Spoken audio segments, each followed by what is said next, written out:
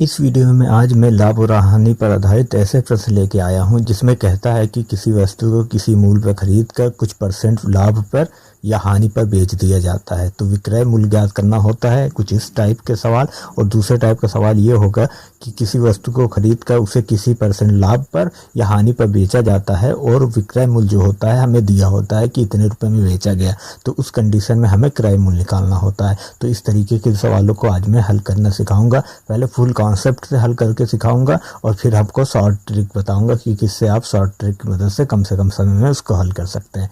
तो चलिए आगे चलते हैं। तो चलिए, जो पहला सवाल है वो कहता है कि एक आदमी किसी वस्तु को 500 रुपये में खरीद कर उसे 20% के लाभ पर बेच देता है, तो विक्रय मूल्य क्या होगा ये हमें ज्ञात करना है। ठीक है, तो हमें यहाँ पर क्या दे रहा है, हमें क्रय मूल्य दे रहा है। तो क्रय मूल्य कितना दे रहा है, वो 500 रुपये दे रहा है। तो क्रय मूल्य बराबर 500 रुपये हो जाएगा। और लाभ परसेंटेज कितना दे रहा है, वो 20% दे रहा है। तो लाभ परसेंटेज बराबर 20% आ गया। अब ये जो लाभ है वो किसका है, क्रय मूल्य का 20% है। तो अगर मैं लाभ निकालना लगूं तो क्रय मूल्य का 20% निकाल दूंगा, तो हो जाएगा लाभ बराबर क्रय मूल्य इंटू लाभ परसेंटेज। तो क्रय मूल्य हमारा 500 है तो 500 रखेंगे गुणे 20%। मैंने बताया परसेंट का चिन्ह हटेगा तो बटे में 100 आ जाएगा। तो 500 गुणे 20/100। इसको हल करेंगे तो 20 से 100 कटेगा, 5 बच जाएगा और तो 100 आएगा। तो हमारा लाभ कितना आया, 100। तो आपने खरीदा था 500 रुपये में, इतने लाभ में यानी 100 रुपये के लाभ में बेच रहे हैं, तो आप कितने में बेचेंगे वो आपको निकालना है। तो विक्रय मूल्य बराबर होगा क्रय मूल्य प्लस लाभ, यह होता है। ठीक है, तो क्रय मूल्य हमारा 500 है और प्लस लाभ कितना निकाले हम, 100 जोड़ देंगे तो टोटल आ जाएगा 600 रुपये। तो ये हमारा विक्रय मूल्य होगा। तो इसको इस तरीके से हल किया गया। तो दूसरा प्रश्न कहता है कि एक आदमी किसी वस्तु को खरीद कर उसे 30% लॉस पे बेच करता है और जिस मूल्य पे बेचा उसका मान हमें दे रहा है 280 रुपये। 30% लॉस पर वह 280 रुपये में बेच देता है। तो हमें क्रय मूल्य याद करना है कि किस प्राइस में खरीदा था। तो यहाँ पर हमें क्या क्या दे रहा है, हमें विक्रय मूल्य दे रहा है, तो विक्रय मूल्य बराबर 280 रुपये हो जाएगा। और हानि परसेंटेज दे रहा है, तो हानि परसेंटेज बराबर कितना है, 30%। ये दोनों मान हमें पता है। हमें क्रय मूल्य याद करना है, तो क्रय मूल्य हमें नहीं पता तो उसे मान लेंगे यक्स है।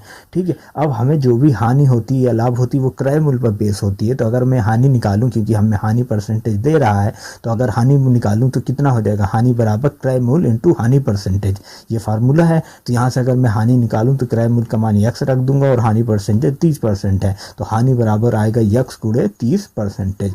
अब इसको हल करेंगे तो यक्स इंटू 30% को मैं 30/100 लिख सकता हूँ। और इसको हल करेंगे तो कितना आ जाएगा, 0 से 0 काट दें तो आ जाएगा 3x/10। ये हमारा हानि आ गया। अब हम यहाँ से क्या निकाल सकते हैं, क्रय मूल्य निकाल सकते हैं। वो कैसे निकालेंगे, आपको हानि का सूत्र पता है, हानि बराबर होता है क्रय मूल्य माइनस विक्रय मूल्य। ये यहाँ आपको पता है कि क्रय मूल्य हमारा ज़्यादा है तो क्रय मूल्य आगे होगा। तो हानि बराबर होगा क्रय मूल्य माइनस विक्रय मूल्य। तो यहाँ से अगर सारे मान में ले आके रखो तो हानि का मान में क्या निकाला हूँ, 3x/10 वो रख दूंगा। बराबर क्रय मूल्य का मान में यक्स माना हूँ तो यक्स ले आके रख दूंगा और जो विक्रय मूल्य है वो 280 रख देंगे। ठीक है, इसको हल कर लेंगे तो यहाँ हमें क्या दिख रहा है, 3x है, 10 बटे में है तो उसे पक्षांतर कर लेंगे तो 3x बराबर आ जाएगा 10x माइनस 2800। ठीक है, ये गुणा हो जाएगा दोनों पद में, तो इतना आ गया। अब यहाँ से मैं पक्षांतर कर लूँ तो 2800 को इस तरफ पक्षांतर करूंगा, 3x को उस तरफ करूंगा, तो 2800 बराबर आ जाएगा 10x माइनस 3x।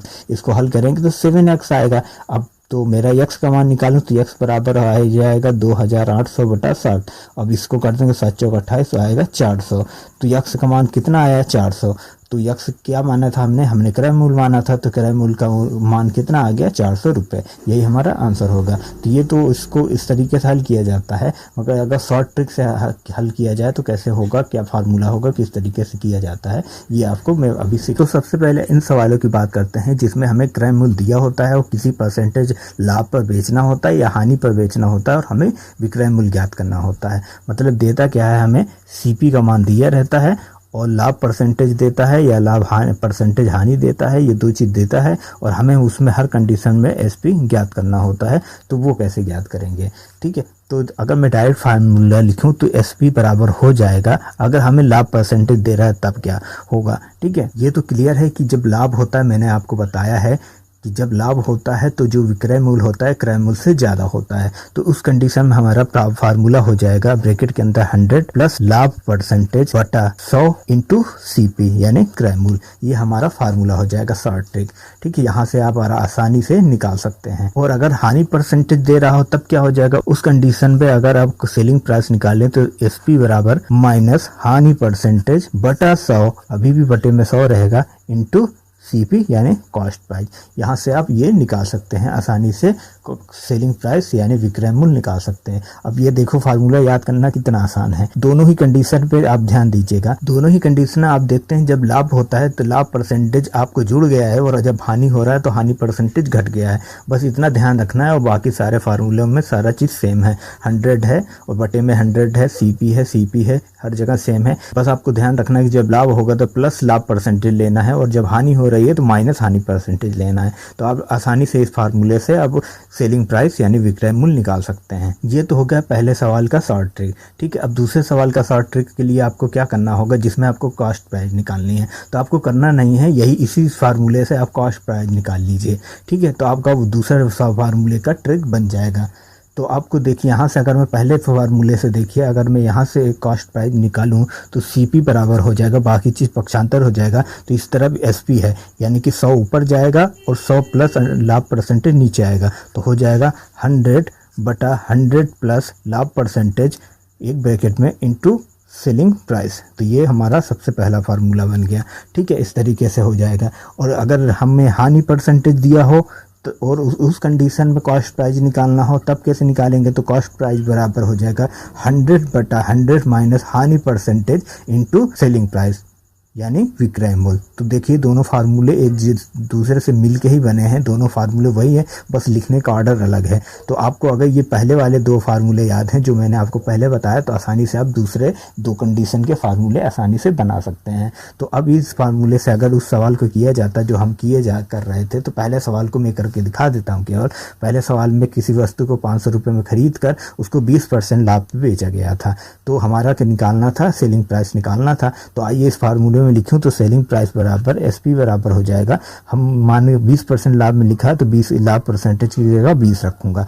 ठीक है, तो 100 प्लस 20 बटा 100 हो जाएगा और हमारा कॉस्ट प्राइस कितना है 500 है, तो 500 रख दूंगा। अब इसी को हल करना है तो ऊपर कितना आ रहा है, 100 में 20 जोड़ेंगे तो 120 आ जाएगा और यहाँ पर कितना आ रहा है, बटे में 100 है ही और गुणे है 500। तो 100 से 500 काटेंगे 5 आएगा, तो कितना आया है 120 गुणे 5। तो इसको हल कर लेंगे, कितना आएगा 12 पंचे 60 यानी 600 रुपये आया। तो हमारा विक्रय मूल्य कितना आया 600 रुपये आया। तो आप जाके देखिए, तो मैंने हल कराया था आपको पहला सवाल, तो उसमें आपने सेलिंग प्राइस कितना निकाला था 600 रुपये निकाला था। तो इसकी मदद से आप सवाल को कम से कम टाइम में कर पाएंगे।